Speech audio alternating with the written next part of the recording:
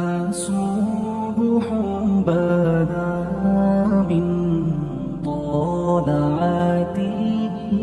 حضرت عمر فاروق رضی اللہ تعالیٰ عنہ رات کا وقت ہے، چہرے پہ نقاب ڈال کے گلی میں گھوم رہے تھے۔ میں بھی گلی میں نکلتا ہوں، آپ بھی نکلتے ہیں، لیکن مقصود یہ ہے کہ ذرا پتہ کریں باہر کی ہوا کیسی ہے۔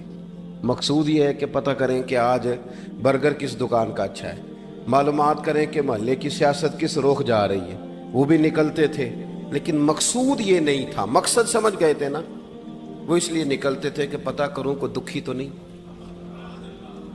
کوئی تکلیف میں تو نہیں، کوئی آزمائش میں تو نہیں۔ دیکھیں نا، کام وہی ہے، میں بھی کرتا ہوں، آپ بھی کرتے ہیں، ساری دنیا کرتی، لیکن وہ ایکم احسن عملا، کردار کس کا ستھرا ہے، ذہن کس کا اونچا ہے، ذوق کس کا بڑا ہے۔ زندگی وہ بھی بتا گئے، ہم بھی گزار رہے ہیں، لیکن وہی کمزور باتیں اور وہی روایتی گفتگو اور وہی لب و لہجہ اور وہی دنیا داری کے مخصوص سی ہماری گفتگو، فلاں کیا کر رہا ہے، کہاں پہنچ گیا۔ اگر پیسے کسی نے نہیں کمائے تو کہاں نکھٹو ہے، تب نہیں کمائے، اور اگر زیادہ کما لیا تو کہنے لگے ایک نمبر طریقے سے تو نہیں کمائے جا سکتے، یہ کوئی غلط رستہ بڑی گفتگو ہے، بس نشستن گفتن برخاستن۔ تو اعلیٰ کام، اعلیٰ کردار ان لوگوں، حضرت عمر گزر رہے تھے تو غلام ساتھ تھا۔ ایک شخص کو دیکھا کہ مدینے کے باہر خیمہ لگایا ہوا ہے، بھئی خیریت ہے، یہاں خیمہ کو لگایا؟ کہنے لگا امیر المومنین سے ملنے آیا ہوں، رات ہو گئی تھی تو سوچا یہیں قیام کر لیتا ہوں، صبح ان سے ملوں گا۔ تو فرمایا اندر کسی کے درد سے کراہنے کی آواز آتی ہے۔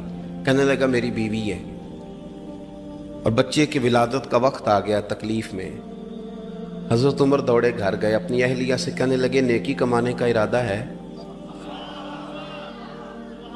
اس نے کہا ہے۔ مقصد سمجھ گئے تھے نا وہ لوگ، بالکل ہے۔ فرمایا جو ضرورت کی چیزیں ولادت کے وقت ہوتی ہیں لے لیں، کچھ گھی لے لیا، کچھ چنے لے لیے، کچھ ضرورت کی چیزیں لے لی، خاتون کو ساتھ لیا۔ یہ خاتون اول کی بات کر رہا ہوں، میں خاتون اول کی بات کر رہا ہوں۔ حضرت فاروق اعظم رضی اللہ تعالیٰ عنہ امیر المومنین ہے۔ حضرت عمر نے اپنی اہلیہ کو ساتھ لیا، جہاں وہ شخص تھا وہاں آئے، اہلیہ نے حضرت عمر کے ذمہ کام لگایا، آگ جلا لیں، یہ تیل لے لیں، فلاں فلاں چیز گھی میں ڈال لیں، بنانی شروع کر دیں۔ فاروق اعظم نے ہاتھ کے اندر پکڑا ہوا برتن، چمچہ، ڈوئی بھی آخ لی دے، پنجابی ہے نا ہم، تو وہ کام کر رہے ہیں، چلا رہے ہیں، آگ جلا رہے ہیں، خاتون اندر ڈیوٹی کر رہی۔ تو وہ شخص جو تھا نا جس کی بیوی تھی، وہ کہتا ہے میں 2-3 دفعہ کا غلام ادھر آ، فلانی چیز بتا۔ میرے ذہن میں یہ تھا کہ امیر المومنین نے کو بندہ کھڑا کیا آنے جانے والے مسافروں کا خیال کرے۔ میرے ذہن 2-4 دفعہ میں نے اپنے لفظوں میں بات بھی کہہ دی، لیکن جب اندر میرے بچے کی ولادت ہوئی تو اندر سے میری بیوی بولی اور حضرت عمر کی اہلیہ بولی، اور بول کے کہنے لگی امیر المومنین مبارک ہو، آپ کے دوست کو رب نے بیٹا دیا ہے۔ وہ شخص کہتا ہے میں باہر کھڑا تھا، وجود تڑپ گیا، آنکھیں برس پڑی، کبھی نہیں رویا تھا پر کیفیت عجیب بن گئی، کوئی تقریر نہیں سنائی، کوئی اعلیٰ شعر نہیں انہوں نے پڑھا، میں نے جوں لے کر ان کے سر سے پاؤں تک دیکھا، میں نے کہا یہ وہی شخص ہے جس کا نام لے تو کیسر و کسرا کانپ جاتے ہیں، یہ وہی شخص ہے۔ میں نے جمعے میں کہا تھا کہ روب کپڑوں کا نہیں ہوتا، روب تو دیانتداری کا ہوتا ہے۔ ہاں، بڑا مال کما کے لوگوں نے بنائی ہوتی ہے کار کوٹھی، تو بندے کھڑے ہو کے کہہ دیتے ہیں 2 نمبر طریقے سے آیا ہے، اور 13ویں-14ویں گریڈ کا ملازم ہو تو اس کے سامنے بہت بڑا افسر ڈر رہا ہوتا ہے، یار بندہ دیانتدار ہے، یہ رشوت نہیں لیتا، سفارش نہیں مانتا، یہ میرٹ پہ کام کرتا ہے۔ تو روب تو آپ کی دیانتداری کا ہے، آپ کی سچائی کا ہے۔ اپنی زندگی میں جو لوگ مقصد سمجھ گئے، مقاصد پا گئے، کچھ کر گئے، ہم ذرا الجھ گئے ہیں۔ پہلے اتنا شاندار مکان بناتے ہیں، پھر مرنے کو کس کا دل چاہے؟ اتنی محنت کر کے جو ہے وہ کوٹھی بنائی ہے تو اب چھوڑ کے کون جائے؟ وہ تیار بیٹھے تھے، انہیں نبی کریم نے کہا تھا کن فی الدنیا کانک غریب او عابر السبیل، تم نے مسافروں کی طرح رہنا ہے۔ او میرے بھائی، کبھی دیکھا ہے ایئرپورٹ پہ مسافر لڑتا ہو کہ میں نے یہ جگہ خریدنی ہے؟ اسے پتہ ہے کہ ابھی فلائٹ آنی ہے، میں نے تو چلے جانا ہے۔ ریلوے اسٹیشن پہ جو جگہ ہوتی ہے وہ خریدنے کے لیے لوگ رٹا نہیں ڈالتے، انہیں پتہ ہے پہلی ٹرین سے چلے جانا ہے، बस स्टॉप पे झगड़े नहीं होते कि ये कुर्सी मेरी है। जाना जो है मिट्टी दें ते मिट्टी बल्ले बल्ले, अज मिट्टी दे उत्ते बंदिया ते कल मिट्टी दे थल्ले। इतना ज्यादा मकसद नहीं ना जब समझते तो बेचैन है, बेकरार। बाद लोगों ने इतने पैसे जमा कर लिए कि इतने खा नहीं सकते, इतनी जरूरत नहीं, लेकिन इसके बावजूद है कि वो दौड़ खत्म होने का नाम ही नहीं ले रही। हजरत सिद्दीक अकबर रदी अल्लाह ताला अन्हु अमीरुल मोमिनीन है। बादशाहों के बड़े बात होती है। हमारे मुल्क में ऐसे भी बादशाह गुजरे हैं कि जो सफ़र पे जाते थे तो खानसा में भी ले जाते थे, बावर्चियों को भी लेके जाते थे कि खाना मेरी मर्जी का होना चाहिए। हज़रत अबू बकर सिद्दीक ने पानी मांगा अमीरुल मोमिनीन, तो सहाबा ने ना शहद मिला पानी पेश किया। कोई इतनी लंबी बात तो नहीं, लेकिन सिद्दीक अकबर रो ही पड़े, और इतना रोए कि हिजकियां बन गई। लोग कहते हैं पता नहीं था किस बात पे रो रहे हैं, पर हम भी रो पड़े। हुजूर आप क्यों रोते हैं? तो आप फरमाने लगे यार मुझे आसानियों में मुब्तला करने लगे हो, मुझे इन दुनिया की लज्जात में उलझाने लगे हो। मैं हुजूर की बारगाह में बैठा था तो अल्लाह के रसूल फरमा रहे थे पीछे हट जा, पीछे हट जा, पीछे हट जा। मैंने पूछा हुजूर आप किसको कह रहे हैं? तो हुजूर फरमाने लगे दुनिया मेरे पास आई थी, वो करीब करना चाहती थी मुझे, तो मैंने उसे कहा पीछे हट जा, मेरे नेड़े ना आना, दूर हट जा। तो हट तो गई है, पर जाती दफ़ा कह गई है सोनिया आप तो बच गए हैं, पर आपके बाद वाले कैसे बचेंगे? तो मुझे सीने से लगा ले, गले से लगा ले। मकसद अपना समझें, आमाल का हुस्न पैदा करें। अगर इंसान का मकसूद माल कमाना है तो अगर माल मिल गया तो उसके बाद फिर क्या करेगा? किसी ने तय कर लिया था कि बहुत बड़ी गाड़ी और बहुत बड़ा बंगला मुझे चाहिए, तो वो बंगला उसे मिल गया, गाड़ी आ गई। अब तो मकासद चूंकि तय नहीं होते, तो जो चीज़ इंसान छोटा सा मकसद तय करता है वो उसे हासिल हो जाता है। मैंने मुल्क से बाहर जाना है, घर सेट करना है, साथ वाला प्लाट लेना है, हो गया सारा कुछ। तो अब वो फिर इंसान बेचैन हो जाता है, परेशान रहता है, कहता है समझ नहीं आती मतलब मकसूद क्या है। अल्लाह तबारक व तआला ने तो एक तिनका बेमकसद पैदा नहीं किया, इतना सोना इंसान कैसे बेमकसद पैदा कर? तो रब करीम ने हमें बताया कि मकसद तो तुम्हारा है। मकसद है अल्लज़ी खलक़ल मौता वल हयाता लियब्लुवकुम अय्युकुम अहसनु अमला। उसने मौत और हयात इसलिए पैदा की है ताकि पता चले तुम में अच्छे अमल कौन करता है, तुम किस कदर ज़्यादा अपने रब की इबादत करते हो, किस कदर ज़्यादा हुस्ने अखलाक का मुजाहरा करते हो, किस कदर ज़्यादा लोगों की खिदमत करते हो, किस कदर ज़्यादा तुम दीन की तबलीग में, इशाअत में, अबलाग में, तरवीज में किरदार अदा करते हो। बामकसद तुम्हें बनाया, बामकसद अच्छा तरीन अमल तुम में से कौन करता है। इसलिए मौत और हयात पैदा की थी कि तुमने सुथरे से सुथरे अमाल, बेहतर से बेहतर किरदार, आला से आला तुम्हारा अंदाज़े ज़िंदगी। देखें हमने लोगों के साथ मिल के रहना होता है, बहुत सारी चीज़ें ऐसी होती हैं कि जो तकलीफ़ का सामान बनती हैं। अब इन्हीं लोगों के साथ अल्लाह ने हमें मिल के रहने का हुक्म दिया, इनके हुकूक अदा करने का हुक्म दिया, तो साथ साथ ना दरगुजर का भी कहा, माफ़ी का भी कहा।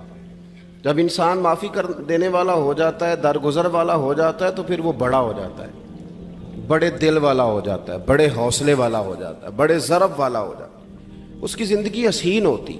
तो यहाँ आए थे कुछ काम करने, वो जो हमने मकसूद बनाए थे ना, मतलब अच्छे कपड़े, अच्छी दुनियादारी, अच्छी गाड़ी, अच्छा मोबाइल सेट, वो चूँकि मकसूद नहीं था तो उन चीज़ों के हुसूल के बावजूद भी लोग परेशान हैं। मकसूद ये था कि बेहतरीन अमल, सोना अमल, आला तरीन अमल मेरे रसूल पाक सल्लल्लाहु अलैहि वसल्लम के गुलामों ने ना वो अमल करके दिखाया। आला तरीन मिजाज रखते थे और आला तरीन खिदमत, यानी लोग उनका किरदार देख के ना, किरदार और अमल देख के, हम तो लंबी तकरीरें करते हैं, बातें करते हैं, बड़ा कुछ बताना पड़ता है, लेकिन वो बस थोड़ा सा ना लोग उनके पास उठते बैठते थे, आते जाते। इतनी दौड़ है कि आगे बढ़ के और लेना है, और लेना है, हाल में मजीद का रट्टा, वो समझ गए। हम ना अड़े हुए। बहुत सारे लोग ऐसे हैं जिन्हें सही बात का पता चल गया है, وہ فیصلہ کرنے میں دیر کر رہے ہیں. انہیں سمجھ آ گئی ہے کہ بہتر یہی ہے کہ میں وقت پہ مسجد آیا کروں. انہیں سمجھ آ گئی ہے بہتر یہ ہے کہ سویرے اٹھ کے نا واٹس ایپ بعد میں دیکھوں، پہلے قرآن پاک کی زیارت کر لیا کروں. سمجھ انہیں ہے، سمجھ ہے کہ باتیں زیادہ کرنے سے بہتر ہے درود و سلام زیادہ پڑھا جائے. پتہ انہیں ہے، وہ فیصلہ ہی نہیں کر رہے، ارادہ نہیں بنا رہے، توجہ نہیں کر رہے. جب بہت زیادہ بندہ دنیا داری میں الجھ جاتا ہے نا، بہت زیادہ، آسانیاں تو بندے کو جینے نہیں دیتی. پہلے انسان کہتا ہے کہ موٹر سائیکل ہو جائے نا تو چلو سفر آسان ہوگا. پھر موٹر سائیکل کہتا ہے ٹائر 2 ہیں، 4 ٹائروں والی ہونا، چلو مہران ہی ہو جائے خیر ہے. لیکن مہران میں بیٹھتے ہی اسے خیال آتا ہے کہ اس کی تو سیٹیں تنگ ہیں، پھر اس سے بڑی گاڑی چاہیے. یہ روز دوڑ ہے. بانج فقیروں کسے نہیں ماریا، اے ہوئی چور اندر دا. یہ دوڑ ہے، یہ ختم. حضرت ابوبکر صدیق رضی اللہ تعالیٰ عنہ امیر تھے. ہمیں تو نا جی ایک سے ایک کھانا، اور آج یہ نہیں کھانا، آج میری مرضی کا کھانا، یہ میری مرضی کا، یہ میرے بچے کی مرضی کا، یہ فلانے کی مرضی کا. وہ خواہشات کا انبار. اور نفس بچے کی طرح ہوتا ہے، خواہش پوری کرو تو فوراً ہی دوسری بھی بتا دیتا ہے، دوسری پوری کرو تو تیسری کی بھی خبر دے دیتا ہے. ہم نا چونکہ الجھ جاتے ہیں، پھر وہ الجھاؤ ہمیں باہر نہیں نکلنے دیتا. اگر تھوڑا تھوڑا کر کے، میرا مطلب یہ ہے کہ زندہ رہنے کے لیے روٹی کھانی ہے نا. مثلا روٹی کا لطف کتنی دیر ہوتا ہے، جتنی دیر منہ میں چباتے ہیں، اس کے بعد ختم. تو کپڑا تو پہننا تھا بدن چھپانے کے لیے، اس میں وہ کدھر سے آ گئی ساری کہانیاں جو آج بن گئیں. اور اتنے میں نے عجیب و غریب نظام دیکھا ہے کہ نوجوان ہے، اچھا بھلا سیاںا آدمی ہے، کپڑے اس نے تازے سلوائے ہیں، اور 99 لوگوں نے کہا ہے صحیح لگ رہا ہے، تو صرف ایک نے کہا ہے نہیں ٹھیک لگ رہا. وہ پریشان ہو جاتا ہے، کہتا ہے اس کا کچھ کروں. کیوں؟ اس لیے کہ یہی سارا مقصود سمجھ لیا ہے، کپڑے پہننا، اسی میں الجھ جانا. میں اکثر دوستوں سے کہتا ہوں، میں خود کسی دوسرے کی بات نہیں کرتا، بہت زیادہ عمر نہیں میری، میں خود جایا کرتا تھا. شادی کوئی آ گئی تو 2-3 دن پہلے ابا جی کہتے تھے پرانے جوتے کچھ گنڈوا لا، کچھ پالش کرا لا، توڑے میں ڈال کے جانا موچی کے پاس، اس نے کچھ سیٹ کر دینے. اب کہاں رہ گیا جی یہ کام، چھٹی نہیں ہو گئی. اب کون سا ایسا سلسلہ ہے؟ وہ جو کہیں سے کپڑا تھوڑا پھٹ جاتا تھا نا، تو اماں اس کو اس طرح پیوند کراتی تھی کہ ڈیزائن بھی بن جاتا تھا اور کام بھی چل جاتا. کدھر گیا وہ دور؟ لیکن تکلیف دیکھ لیں آج پہلے سے زیادہ ہے، لڑائی پہلے سے زیادہ ہے، آزمائش پہلے سے زیادہ ہے. کیوں؟ جتنی بھی خواہشات آپ بڑھاتے جائیں گے نا، مقصد فوت ہوتا جائے گا. جتنی بھی مقصود سفر کرنا ہے، گاڑی دکھانا تو مقصود نہیں نا. لیکن ہمیں وہ والی گاڑی چاہیے کہ لوگ ایک دفعہ انگلی منہ میں ڈالیں کہ وہ اس گاڑی پہ بیٹھا ہوا ہے. ہم مقصد سے پیچھے ہٹیں گے جب پھر تکلیف میں آئیں گے، پھر آزمائش. زندگی میں ہم نے جو چیزیں مینج کی ہیں وہ ساری دوسروں کے لیے ہیں، ہمارے لیے کوئی شے بھی نہیں. ولیمے پہ گئے تاکہ برادری راضی ہو جائے، تعزیت کے لیے گئے تاکہ محلہ راضی ہو جائے، فلانا کام کیا تاکہ لوگ جو ہیں وہ میرے حق میں ہو جائیں. ساری زندگی دوسروں کے لیے جی کے گزار دی، اور آپ نے 99 نیکیاں کی، ایک خامی آئی تو لوگ تو وہ تھے جو پھر بگڑ گئے. بہتر نہیں بندہ رب کو ہی راضی کرے. واللہ ورسولہ احق ان یرضوا، اللہ اور اس کے رسول کا زیادہ حق ہے کہ انہیں راضی کیا جائے، ان کا زیادہ حق. اپنی زندگی میں معاملات کو ترتیب دیں، ایک مخصوص ذہن بنائیں. اتنا سویرے قرآن شریف پڑھنا ہے، اتنا درود پاک، اور یہ راز ہو ہمارا اور ہمارے رب کا، یہ راز ہو. اتنی دیر مصلی پہ بیٹھنا ہے. میرے ایک دوست ہیں ڈاکٹر صاحب، میں بیٹھا تھا تو وہ ایک شخص کو کہہ رہے تھے تیرے دل میں کچھ باتیں ہیں، نکال دے تاکہ تیری ٹینشن ریلیز ہو جائے، تیری صحت ٹھیک ہو جائے گی. تو بندہ کہہ رہا تھا اچھا ٹھیک ہے ڈاکٹر صاحب. تو میں نے کہا کہ اگر آپ اجازت دیں تو ایک بات میں بھی کر لوں. نے کہا آپ بھی کر لیں. تو میں نے کہا ڈاکٹر صاحب کچھ دکھ بڑے ذاتی اور نجی ہوتے ہیں، بندہ کسی کے سامنے کہہ ہی نہیں سکتا، بڑے ذاتی قسم کے ہوتے ہیں. وہ آپ کسی کے سامنے اتنا مرضی کوئی قریبی ہو، وہ بندے کی اپنی اندر کی کچھ ایسی تکلیفیں ہوتی ہیں اندر کی. آزم گنڈاں دے وچ گنڈاں 10 کیڑی کھولا، بڑے مسئلے ہوتے ہیں، آپ کیسے بیان کر سکتے ہیں، سوال ہی نہیں پیدا ہوتا. تو کہنے لگا پیر صاحب حال تو ہوگا نا. میں نے کہا بالکل ہے. ہمیں ہمارے دین نے دعا سکھائی ہے، جو کسی سے نہیں کہہ سکتے وہ اپنے رب سے کہہ دو، اللہ کے حضور عرض کر دو، کشکول طلب دراز کر کے کہہ دو مالک یہاں پریشان ہوں. وہ بڑا کریم ہے، عطا بھی کرے گا اور پردہ پوشی بھی فرمائے گا۔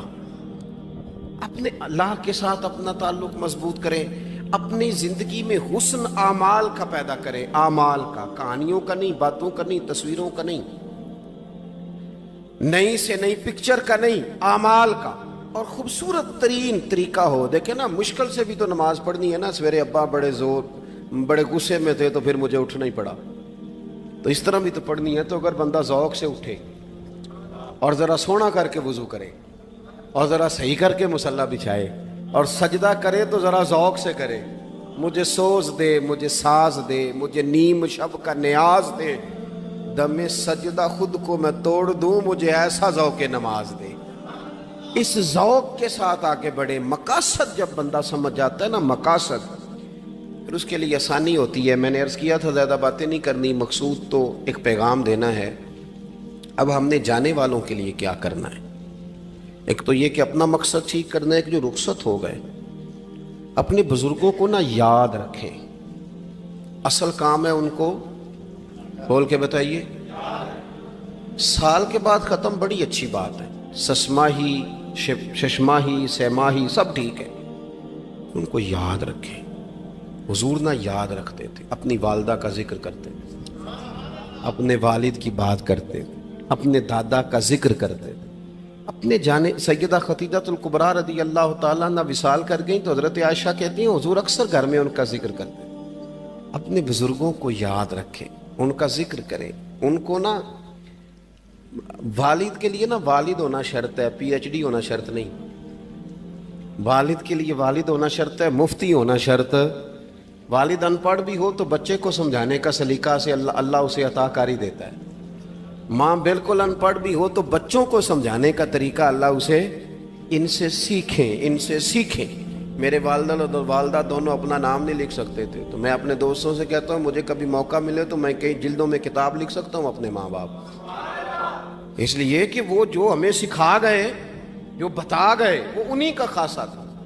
تو اپنے ایک تو جانے والوں کو یاد رکھیں، دوسرا ان کے لیے دعا کریں تو درد سے کریں، سونی کر کے کریں، صحیح کر کے کریں، اکیلے بیٹھ کے کریں۔ دعا کا سب سے زیادہ تعلق آپ کے دل کی آواز کے ساتھ ہوتا ہے، اور جس طرز میں حضور نے ہمیں حدیث سکھائی ہے نا، اس رنگ میں کبھی آپ حدیث کو سیکھیں، سمجھیں نا۔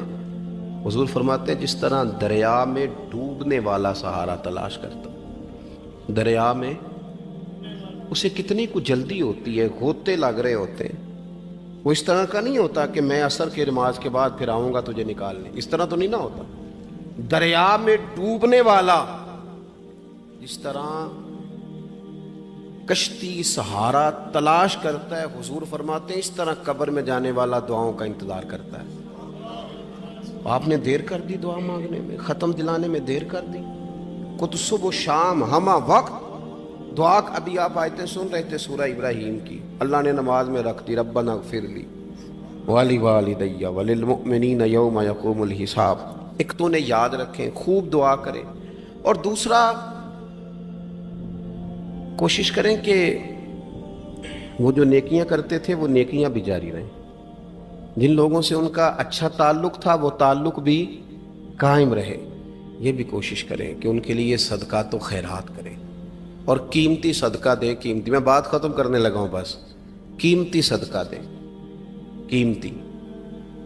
15 تولے سونا گھر میں پڑا ہوتا ہے، قیمتی ہوتا ہے نا۔ کبھی کسی نے چوک میں بتایا کہ آج 15 تولے سونا میرے گھر میں پڑا ہے؟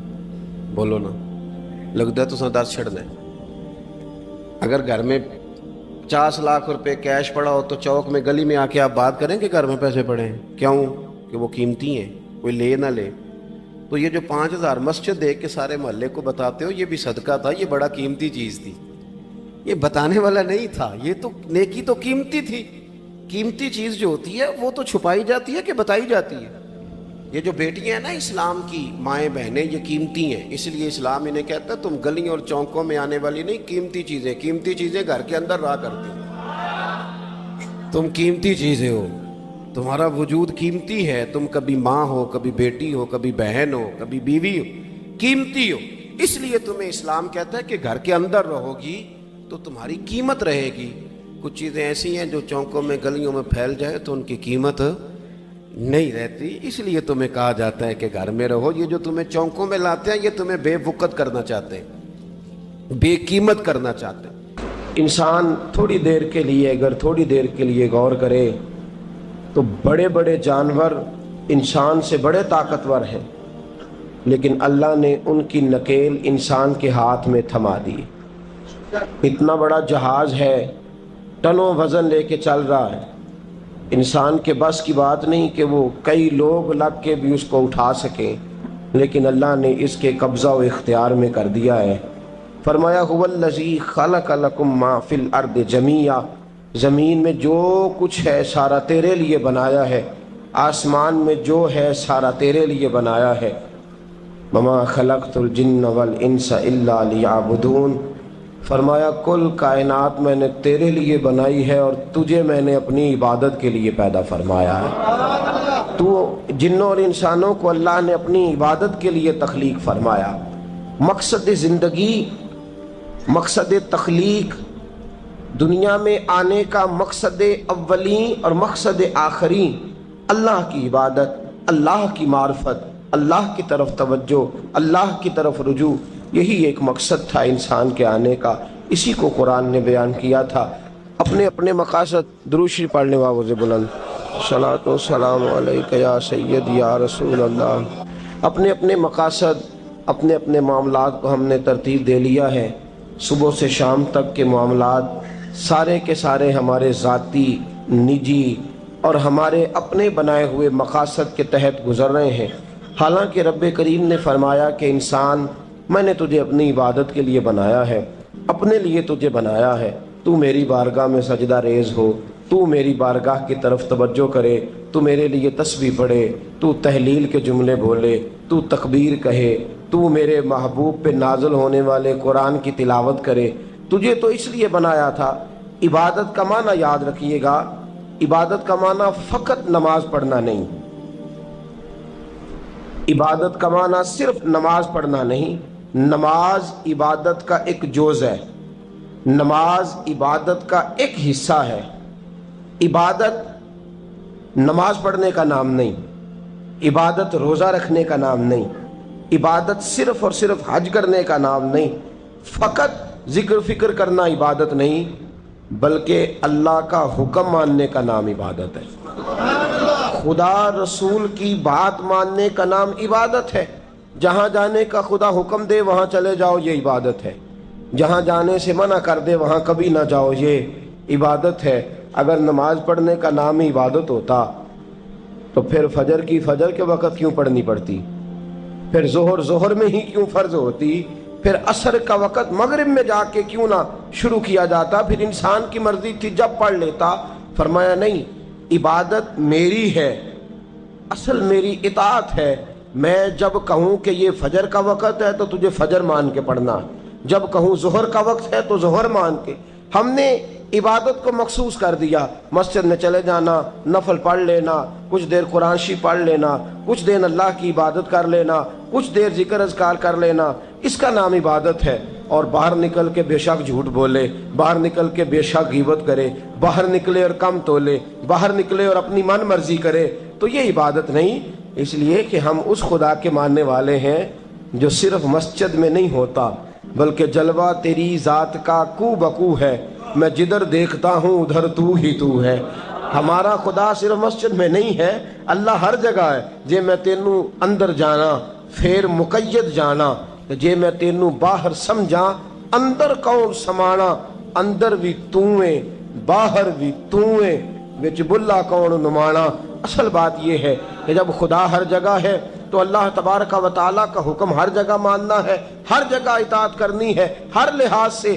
رب کی بات ماننے کا نام عبادت ہے، اللہ کی، اس کے رسول الپاک صلی اللہ علیہ وسلم کی بات ماننے کا نام، توجہ ہے آپ کی میری بات پہ؟ عبادت کا مفہوم سمجھیے گا، عبادت کا مفہوم سمجھیے گا۔ ہمارا وہ دین نہیں جو پنڈتوں، جوگیوں، راہبوں کا مذہب ہے کہ جنگلوں میں نکل جاؤ، تسبیح لے لو، میں کھٹکتا ہوں دل عالم میں کانٹے کی طرح اور تو فقط اللہ اللہ اللہ، یہ مذہب نہیں۔ ہمارا دین کہتا ہے مسجد میں بیٹھ کے جو ذکر کرے گا اسے بھی ثواب ملے گا، اور جو محنت کر کے کما کے بچوں کو کھلائے گا اسے بھی ثواب ملے گا۔ ہمارا دین یہ کہتا ہے جو مسجد میں بیٹھ کے قرآن پڑھے گا اسے بھی ثواب ملے گا، اور جو گلی میں پڑا ہوا کانٹا اٹھا دے گا اسے بھی اللہ اجر عطا فرمائے گا۔ اللہ کا حکم ماننا، اللہ کا حکم ماننے کا نام عبادت۔ محمود غزنوی کے پاس ہیرا ہے، محمود غزنوی کے بڑے غلام تھے تو ایک بڑا پیارا تھا اسے، آپ جانتے ہیں اس کا نام کیا تھا؟ ایاز محمود غزنوی کو بڑا تو حسد شروع ہو جاتا ہے ہر جگہ، اللہ ماشاءاللہ، لوگ کہنے لگے بادشاہ ہر وقت اسی کو پیار کرتا رہتا ہے، ہر وقت اسی کی طرف توجہ کرتا رہتا ہے۔ بادشاہ نے ایک دن آزمانا چاہا، اتنا ہیرا تھا، موٹا ہیرا بادشاہ کے پاس۔ بادشاہ نے ایک وزیر صاحب کو بلایا، کہا یہ اینٹ پکڑو، ہیرے پہ مارو، اسے توڑ دو۔ کہنے لگا بادشاہ بات تیری ٹھیک ہے پر بڑا قیمتی ہیرا ہے، کیوں تڑوا رہے ہیں آپ؟ مال خزانہ میں رکھ دیں، کام آئے گا، کسی نہ کسی جگہ پہ استعمال ہو جائے گا، آپ کیوں اس کو تڑوانے کی ضد کر رہے ہیں؟ بادشاہ سلامت نے کہا اچھا تم نے تڑوانے کی ضد کر رہے ہیں۔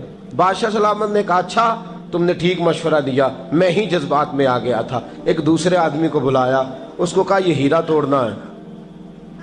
اس نے کہا بادشاہ مجھے لگتا ہے پوری دنیا میں اتنا موٹا ہیرا تیرے پاس ہے، کسی اور کے پاس نہیں ہوگا، یہ توڑنے کی چیز نہیں، تجوری میں سنبھالنے کی چیز ہے، اسے سنبھال کے رکھ۔ تیسرے کو بلایا، چوتھے کو بلایا، جس کو بھی بلاتا رہا وہ بادشاہ کو سمجھاتا رہا، جس کو بلایا بادشاہ کو سمجھایا۔ ایاز کی باری آئی، کہا ایاز ادھر آ، توجہ ہے آپ کی؟ ایاز ادھر آ، یہ ہیرا تو توڑ دے۔ اس نے اینٹ پکڑی، زور سے ماری، ہیرا توڑ دیا۔ بادشاہ کہنے لگا بڑا بیوقوف ہے بھئی تو، یہ سارے میرے خیر خواہ تھے، مجھے سمجھاتے رہے اور تو نے خیال ہی نہیں کیا، میں بیوقوف تھا تو تو بھی ساتھ ہو گیا، توڑ ہی دیا۔ کہنے لگا بادشاہ غلطی ہو گئی، مجھ سے غلطی ہو گئی، مجھے نہیں توڑنا چاہیے۔ اس نے کہا اچھا چل چھوڑ، ایک بات بتا، تیرے سامنے جو سب مجھے مشورے دے رہے تھے تو نے کیوں نہیں دیا؟ میں نے تجھے کہا توڑ دے، کیا لفظ ایاز نے کہے، کمال کر دی۔ کہنے لگا بادشاہ میرے دل میں خیال آیا ہیرا ٹوٹتا ہے تو ٹوٹ جائے، میرے بادشاہ کا حکم نہیں ٹوٹنا چاہیے، یہ ٹوٹتا ہے تو ٹوٹ جائے، یہ کرچی کرچی ہوتا ہے تو ہو جائے، خزانہ خالی ہوتا ہے تو ہو جائے، لیکن میرے مالک کا حکم نہیں ٹوٹنا چاہیے۔ بادشاہ میں ہر چیز توڑ دوں گا پر میں تیرا حکم نہیں توڑ سکتا۔ بس دوستو یہی عبادت ہے، بلا مثال و بلا تشبیہ بات سمجھیے گا۔ جس نے خدا کا حکم توڑ دیا اس نے عبادت نہیں کی، اور جس نے خدا کا حکم اچھا آؤ نماز کے لیے، دکان کا وقت ہے، گاہک بھی زیادہ آ گئے ہیں، رش پڑ گیا ہے، اب تھوڑا وقت مشکل ہو جائے گا، ذرا تھوڑی دیر میں پڑھ لوں گا۔ ہیرا ٹوٹتا ہے تو ٹوٹ جائے، گاہک آنے کا سلسلہ ٹوٹتا ہے تو ٹوٹ جائے، روزی آنے کا سلسلہ ٹوٹتا ہے تو ٹوٹ جائے، مسلمانوں خدا کا حکم نہیں ٹوٹنا چاہیے، رسول اللہ کا فرمان نہیں ٹوٹنا چاہیے۔ میرے رسول پاک صلی اللہ تعالی علیہ وسلم کا اقبال نے کیا کہا؟ کہنے لگا اے طائر لاہوتی، اس رزق سے موت اچھی جس رزق سے آتی ہو پرواز میں کوتاہی۔ کہا خدا کا حکم نہ توڑ بیٹھنا، اور عبادت بھی جس کو اللہ کہہ دے وہ عبادت ہے۔ ایک بندہ زوال کے وقت نماز پڑھنے کھڑا ہو جائے تو ہو جائے گی، کیوں؟ نماز نہیں پڑھ رہا؟ اچھا میں آپ کو روایت سناتا ہوں، شیر خدا مولا کائنات حضرت علی المرتضی رضی اللہ تعالیٰ عنہ فرماتے رسول پاک صلی اللہ علیہ وسلم نے ہمیں منع فرمایا جب عید الفطر کا دن ہو یا عید الاضحیٰ کا دن ہو تو تم نے کیا کرنا ہے؟ فجر کی نماز پڑھنی ہے، اس کے بعد اشراق چاشت نہیں پڑھنی، فجر سے لے کر عید کی نماز تک درمیان میں کوئی نماز نہ پڑھنا۔ جب عید کی نماز ہو چکے پھر تمہیں اجازت ہے جتنے مرضی نفل پڑھو، لیکن فجر سے لے کر عید تک تم کوئی اور نماز نفل درمیان میں نہ پڑھنا۔ حضرت علی المرتضی شیر خدا کا زمانہ ہے، عید کا اعلان ہو گیا، عیدگاہ میں لوگ کٹھے ہو رہے ہیں، ایک شخص دوڑا آیا، اس نے آ کے نماز کی نیت باندھ لی۔ توجہ ہے آپ کی؟ میں نے کہا عبادت ہے خدا کا حکم ماننے کا نام۔ حضرت علی رضی اللہ تعالیٰ عنہ نے نماز کے بعد اس شخص کو بلایا، فرمایا ادھر آ، تجھے نہیں پتا کہ جب تک عید کی نماز نہیں ہوتی کوئی اور نفل نہیں پڑھیں گے؟ کہنے لگا جی میں نے نماز ہی پڑھی ہے، کوئی جرم کیا ہے؟ نماز پڑھی ہے نا، میں نے سجدہ کیا ہے، کوئی جرم ہے؟ حضرت علی نے تلوار نکال لی، فرمایا جو مصطفیٰ کی سنت توڑ کے نفل بھی پڑھے گا میں اس کا بھی سر قلم کر دوں گا، جو رسول پاک کے حکم کے خلاف عبادت بھی کرے گا اس کو بھی قتل کر دیا جائے گا۔ توبہ کر۔ یاد رکھیے گا عبادت خدا رسول کی بات ماننے کا نام ہے۔ آپ سویرے 8 بجے اٹھ کے کھڑے ہو جائیں کہ میں نے تو فجر پڑھنی ہے، فجر کا وقت 8 بجے نہیں ہوتا، وہ گزر گئی 4 بجے، 4:15 بجے ہو چکا۔ ایک شخص شام 7 بجے کھڑا ہو جائے کہے جی میں تو ظہر کی نماز 7 بجے پڑھا کروں گا، یہ کیسے ممکن ہے؟ اس کا وقت تو 2 بجے کے راؤنڈ اباؤٹ ہے، تجھے اسی وقت ادا کرنی۔ یاد رکھیے گا عزیز ساتھیو، عبادت اللہ کا حکم ماننے کا نام ہے، لیکن عبادت کی بہت بڑی جو ایک رکن ہے، عبادت کا بہت بڑا جو ایک جز ہے وہ نماز پڑھنا، بہت بڑا جز۔ حضرت محمد بن ابی بکر حضرت صدیق اکبر کے صاحبزادے رضی اللہ تعالیٰ عنہ کیا فرماتے ہیں؟ فرماتے ہیں مسلمانوں بڑے نصیبوں والے ہو، بڑے نصیبوں والے ہو، تمہیں تو اللہ کی بارگاہ میں جانے کے لیے اجازت ہی نہیں لینی پڑتی، اللہ نے تمہارے لیے دروازہ ہی کھول دیا ہے۔ جب دل کیا، وضو کیا، نماز کی نیت باندھی، اللہ کے دروازے کھل گئے، اور بغیر کسی ترجمان کے تم نے اپنے رب سے بات کرنی شروع کر دی۔ عبادت ایسی نعمت ہے، اللہ کی بارگاہ میں کھڑے ہونا، سجدہ کرنا اتنی بڑی فضیلت کی بات ہے۔ یہ حدیث میرا خیال ہے آپ کو کبھی بھولنی نہیں چاہیے۔ سید عالم نور مجسم شفیع معظم صلی اللہ علیہ وسلم نے فرمایا بتاؤ اگر کوئی کسی کے گھر مہمان جائے تو میزبان اس کے ساتھ کیا سلوک کرے گا؟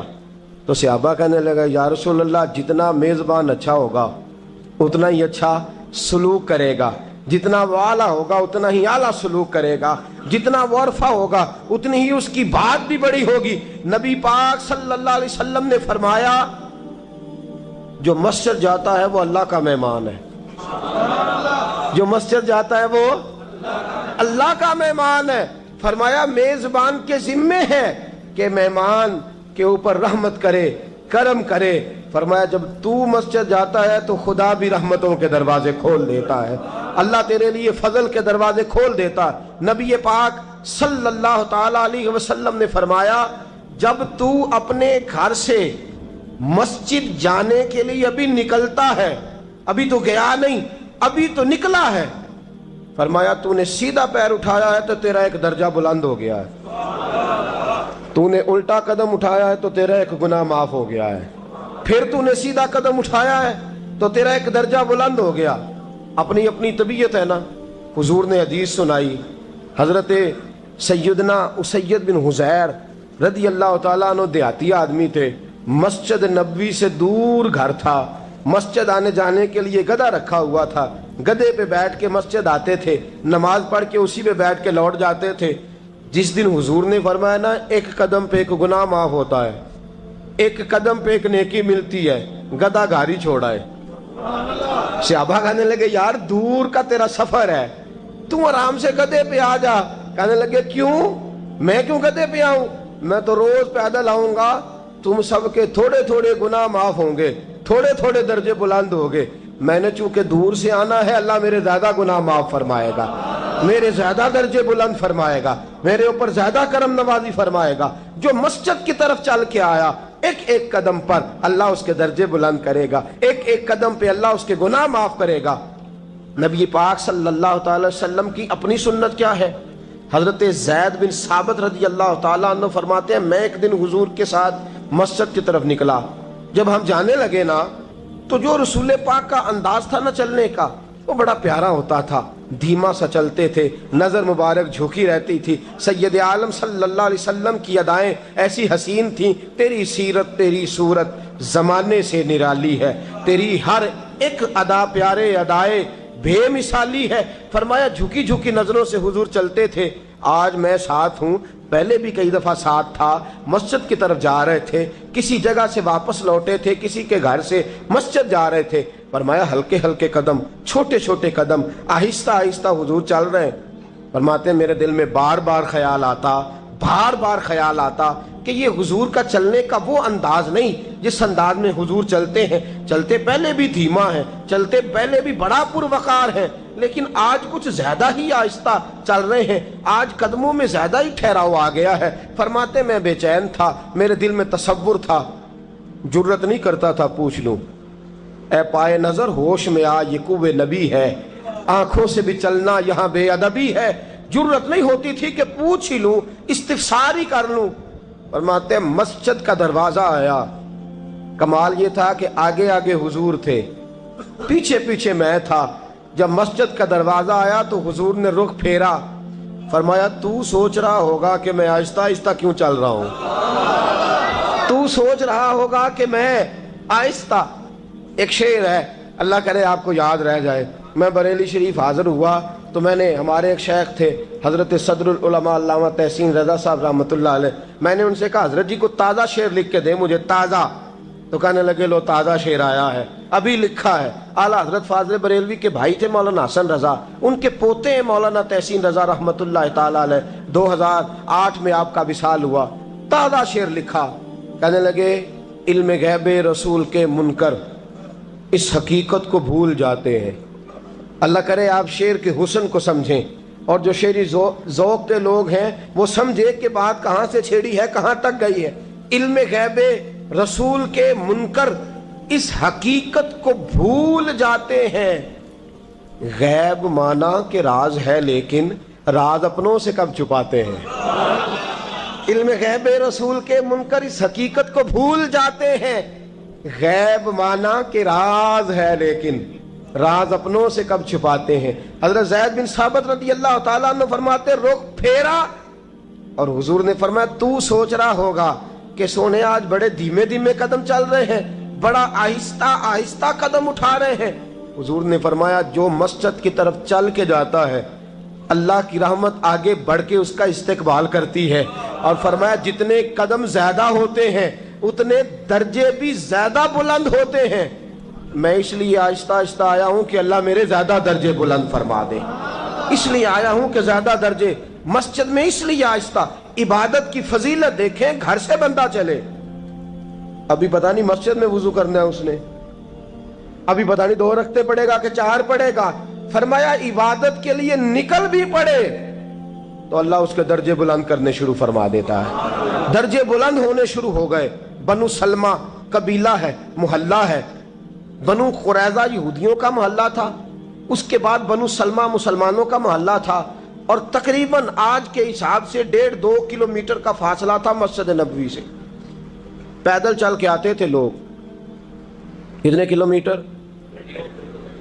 پیدل چل کے آتے تھے، وہاں سے پیدل آتے تھے نماز پڑھنے.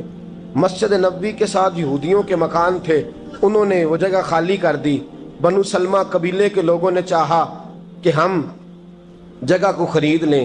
نبی کریم علیہ السلام کو پتہ چلا، حضور نے بلایا، فرمایا مجھے پتہ چلا ہے تم مسجد کے قریب آنے لگے ہو، ویسے ایک بات میرے دل میں ہے، میرا دل کرتا ہے کر دوں. صحابہ مسجد کے قریب رہنا پسند کرتے تھے، اور آج کل جی اے مولوی سون نہیں دیں دے.